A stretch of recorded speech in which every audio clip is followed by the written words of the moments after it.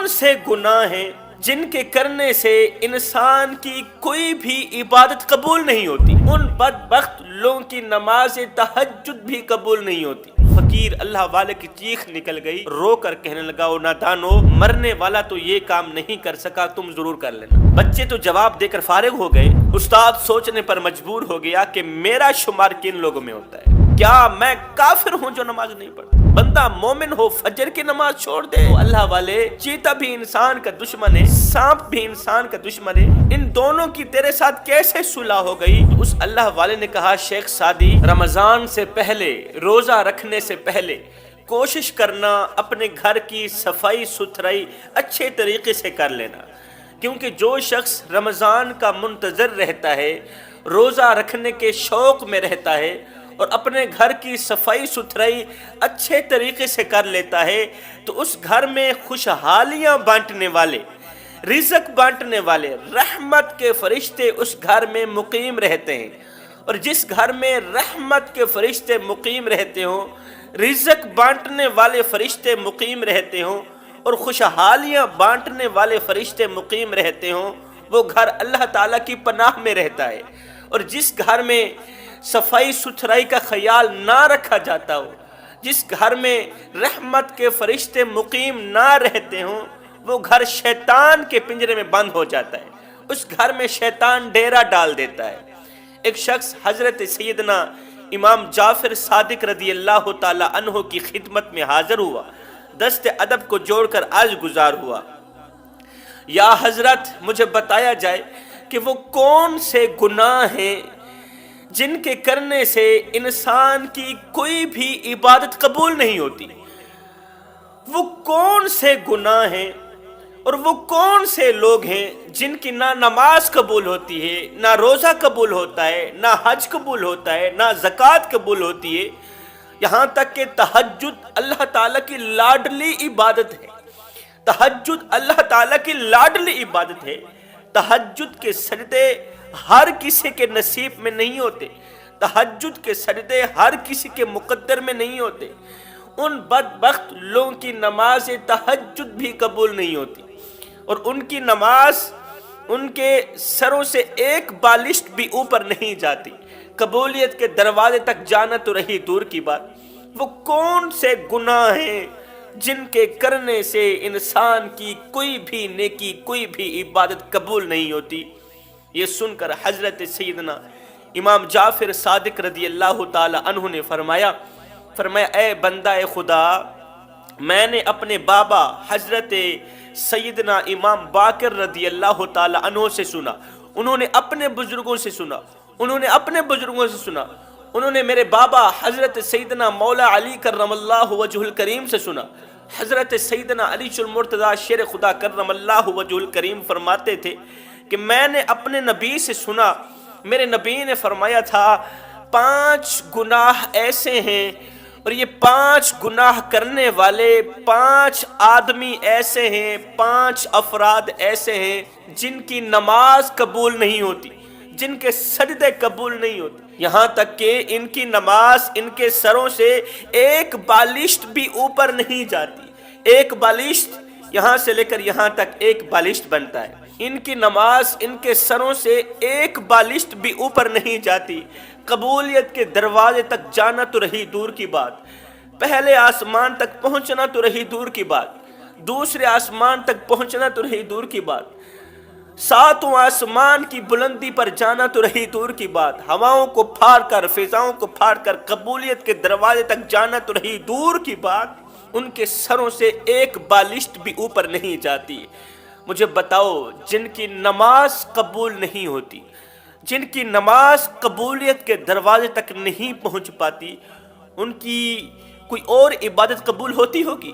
ان کا روزہ قبول ہوتا ہوگا، ان کی تہجد قبول ہوتی ہوگی، ان کے سجدے قبول ہوتے ہوں گے، ان کی کوئی اور عبادت قبول ہوتی ہوگی؟ حالانکہ نماز تمام عبادات میں سے اہم عبادت ہے، اللہ تعالیٰ کی پسندیدہ عبادت ہے۔ اسی نماز کے بارے میں میرے کریم نبی نے فرمایا، صحابہ، نماز میری آنکھوں کی ٹھنڈک ہے۔ جس نے نماز قائم کی اس نے دین کو قائم کیا، اور جس نے نماز گرا دی اس نے دین کو گرا دیا۔ مومن اور کافر کے درمیان فرق صرف نماز کا ہے۔ مومن نماز پڑھتا ہے، اللہ کے حضور جھکتا ہے، اس لیے تو وہ مومن ہے۔ کافر نماز نہیں پڑھتا، اللہ کے حضور نہیں جھکتا، سبحان ربی الاعلیٰ نہیں پڑھتا، سبحان ربی العظیم کی تسبیح نہیں پڑھتا، اس لیے تو وہ کافر ہے۔ صحابہ کرام کے دور میں جو فجر کی نماز نہیں پڑھتا تھا اور جو عشاء کی نماز نہیں پڑھتا تھا، صحابہ کرام کہتے تھے یہ تو ہے ہی منافق۔ بندہ مومن ہو فجر کی نماز چھوڑ دے، بندہ مومن ہو عشاء کی نماز چھوڑ دے۔ ایک استاد کلاس پڑھا رہے تھے، بچے پڑھ رہے تھے، استاد کلاس پڑھا رہے تھے۔ استاد نے سوال کیا، پوچھا بچوں وہ کون سے لوگ ہیں جو نماز نہیں پڑھتے؟ وہ کون سے لوگ ہیں جو اللہ کے حضور اپنا سر نہیں جھکاتے؟ ایک بچہ کونے سے کھڑا ہوا، کہنے لگا استاد جی جو لوگ کافر ہیں نا وہ لوگ نماز نہیں پڑھتے۔ دوسرا بچہ کونے سے کھڑا ہوا، کہنے لگا استاد جی جو لوگ مر چکے ہیں نا وہ لوگ نماز نہیں پڑھتے۔ تیسرے کونے سے ایک بچہ کھڑا ہوا، توتلے لہجے میں کہنے لگا استاد جی جن کو نماز نہیں آتی وہ لوگ نماز نہیں پڑھتے۔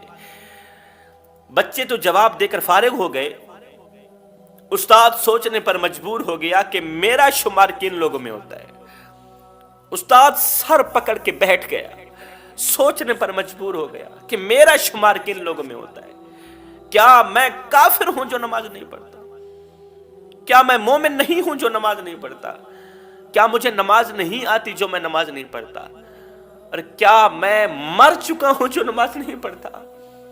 ایک فقیر تھا، اللہ والا تھا، اس نے کسی جنازے میں شرکت کی۔ جنازہ پڑھنے کے بعد جب میت کو دفن کرنے لگے، تدفین کرنے لگے، تو اس فقیر نے، اللہ والے نے عزیز و اقارب سے پوچھا کہ اگر یہ مرنے والا دوبارہ دنیا میں آ بھی جائے، پلٹ کر آ بھی جائے، تو اب یہ کیا کرنا پسند کرے گا؟ تو کسی نے کہا جی یہ استغفار کرنا پسند کرے گا، کسی نے کہا اب یہ قرآن پڑھنا پسند کرے گا، اب یہ توبہ کرنا پسند کرے گا، اب یہ اپنے کیے پر رونا پسند کرے گا، اللہ کے حضور پختہ توبہ کرنا پسند کرے گا، اللہ کے حضور سر جھکانا پسند کرے گا، نماز پڑھنا پسند کرے گا، استغفار کرنا پسند کرے گا۔ یہ سن کر فقیر اللہ والے کی چیخ نکل گئی، رو کر کہنے لگا او نادانو، مرنے والا تو یہ کام نہیں کر سکا، تم ضرور کر لینا۔ مرنے والا تو نماز نہیں پڑھ سکا، تم ضرور پڑھ لینا۔ مرنے والا تو روزہ نہیں رکھ سکا، تم ضرور رکھ لینا۔ مرنے والا تو قرآن نہیں پڑھ سکا، تم ضرور پڑھ لینا۔ پوچھا گیا وہ کون سے 5 گناہ ہیں جن کے کرنے سے نماز قبول نہیں ہوتی؟ جن کی نماز قبول نہیں ہوتی ان کا کوئی بھی عمل قبول نہیں ہوتا تب تک جب تک وہ لوگ پکی توبہ نہیں کر لیتے۔ فرمایا پہلا شخص سود خور انسان، سود کا کاروبار کرنے والا، سود کا بزنس چلانے والا، سود کے کاروبار سے اپنی اولاد کو حرام کا لقمہ کھلانے والا، حرام کا رزق کھلانے والا۔ کبھی بھی اپنی اولاد کو حرام کا لقمہ نہ کھلانا، اولاد کے منہ میں حرام کا لقمہ مت ڈالنا، ورنہ یاد رکھنا تمہاری اولاد کی آنکھوں سے یہ حرام کا لقمہ حیا چھین لے گا، شرم چھین لے گا، غیرت چھین لے گا۔ تم اولاد کے ہاتھوں رسوا ہو جاؤ گے، برباد ہو جاؤ گے، ذلیل ہوتے نظر آؤ گے۔ پھر کیا ہوگا؟ یہی اولاد جن کو تم نے حلال و حرام کی تمیز کیے بغیر کمایا، کھلایا، پلایا، جب یہ بڑی ہوگی کوئی اس طرح کا کرتوت کرے گی، اس طرح کا گناہ کرے گی، اس طرح کی گھٹیا حرکت کرے گی کہ انہی کی گھٹیا حرکت کی وجہ سے تمہاری عزت والی پگڑی کسی کمینے کے پاؤں تلے روندی جائے گی، تمہاری عزت والی پگڑی خاک میں ملا کے رکھ دیں گے۔ کہیں ایسا نہ ہو کہ سر اٹھا کے چلنے والا باپ کہیں اس کا اولاد کی وجہ سے سر جھک بھی نہ جائے۔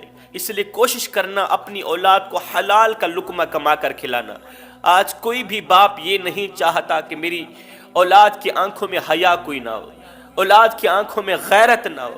دوسرا گناہ، دوسرا شخص شرک کرنے والا، شرک کرنے والے شخص کی نماز بھی قبول نہیں ہوتی، اس کا روزہ قبول نہیں ہوتا، حج زکوٰۃ قبول نہیں ہوتی تب تک جب تک یہ اللہ سے پکی توبہ نہیں کر لیتا۔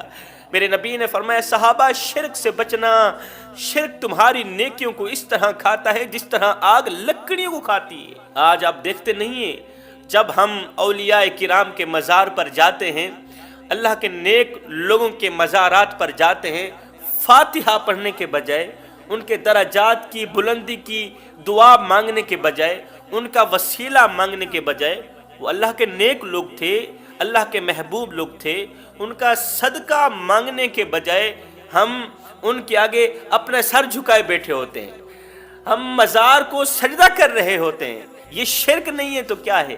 سجدہ صرف اللہ کی ذات کو کیا جائے، صرف اللہ کے آگے جھکنا اور کسی کے آگے نہیں جھکنا۔ ادب اپنی جگہ پہ ہے، احترام اپنی جگہ پہ ہے، پیار اپنی جگہ پہ، محبت اپنی جگہ پہ ہے۔ میں کہتا ہوں جب بھی مانگنا اللہ سے مانگنا اور مصطفیٰ کریم کا صدقہ مانگنا۔ مصطفیٰ کریم کا صدقہ مانگنے سے کیا ہوگا؟ مانگنے سے پہلے ہی اللہ تعالیٰ تمہیں عطا کر دے گا۔ رب کو پانے کی کوشش کرو جوانو، جب رب تمہارا ہو گیا تو پھر سب تمہارا ہو گیا۔ شیخ سعدی فرماتے ہیں کہ میں نے کسی اللہ والے کو دیکھا، وہ چیتے کے اوپر سوار تھا اور اس نے ایک سانپ کو ہاتھ میں پکڑا ہوا تھا، لاٹھی کی جگہ استعمال کر رہا تھا، چیتے کے اوپر سوار تھا۔ جب میں نے دیکھا تو حیران رہ گیا، دنگ رہ گیا کہ چیتا بھی انسان کا دشمن اور سانپ بھی انسان کا دشمن، ان دونوں کی انسان کے ساتھ کیسے صلح ہو گئی؟